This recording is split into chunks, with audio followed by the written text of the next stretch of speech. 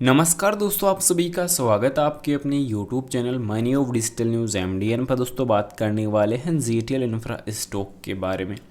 So guys, GTL infra के कल quarter 2 के रिजल्ट्स जो डिस्क्लोज हो चुके थे और नंबर्स आप सबने देखे कि कंपनी के नंबर्स काफ़ी कमज़ोर निकल के आए थे और साथ ही साथ कंपनी का जो डेटा है वो भी कहीं ना कहीं फिर से वीक होता हुआ भी नज़र आ रहा है।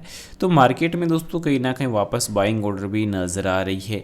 अब फिलहाल कंपनी के चार्ट पैटर्न कैसे नज़र आने वाले हैं वो चीज़ भी चर्चा करने वाले हैं, पर उससे पहले बता दो दोस्तों, बाय सेल के लिए कोई रिकमेंडेशन नहीं रहने वाली, एजुकेशन पर्पज़ के लिए जानकारी आप लोगों के साथ साझा की जा रही है।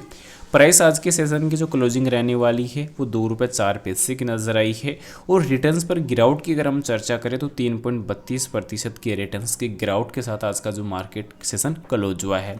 अब इस स्टॉक में आज की जो ओपनिंग जो रही थी ₹2.08 के साथ, इंट्राडे की टॉप प्राइस रही ₹2.13 की और लास्ट क्लोजिंग रही ₹2.11 की।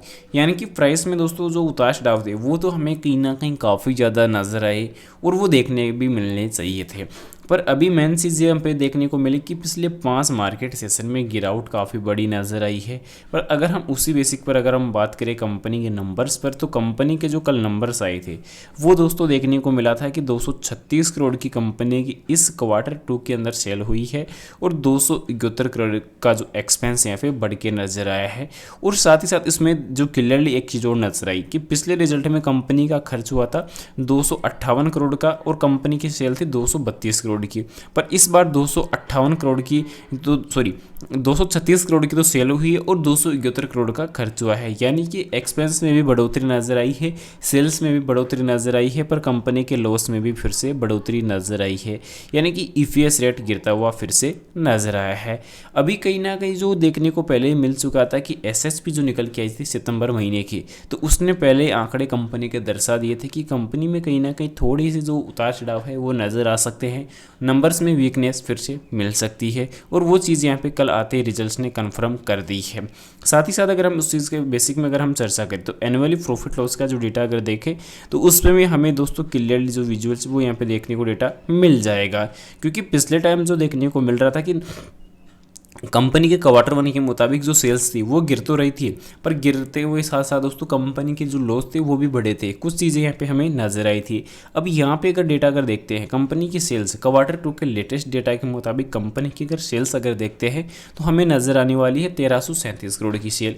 उसके बाद कंपनी के दोस्तों जो एक्सपेंस निकल के आ रहे हैं, एक्सपेंस 1083 करोड़ के, पर लास्ट टाइम 1006 करोड़ के एक्सपेंस निकल के आए थे। ऑपरेटिंग प्रॉफिट था 266 करोड़, सॉरी 366 करोड़ का और इस बार 254 करोड़ का।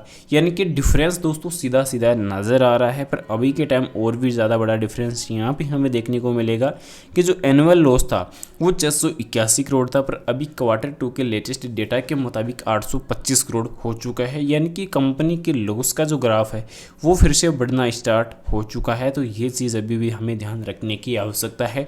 फिलहाल आगे बढ़ने से पहले बता दूं, चैनल पे नए हो दोस्तों चैनल को सब्सक्राइब कर लेना और बेल आइकन नोटिफिकेशन ऑल पे जरूर से सेलेक्ट कर लेना।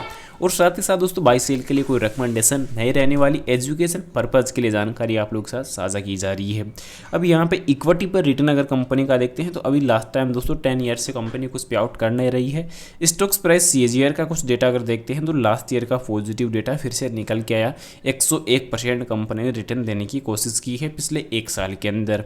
उसी के साथ साथ कंपाउंडेड प्रॉफिट ग्रोथ कि 3 ईयर के अंदर दोस्तों जो कंपाउंडेड प्रॉफिट ग्रोथ थी वो 3% रही, लास्ट ईयर 10% यानी कि 10% पे आउट रही है, जो काफ़ी पॉजिटिव भी देखने को मिली। पर सेल्स में अगर हम देखें तो दोस्तों लास्ट ईयर 7% वापस कंपनी की सेल गिरी है।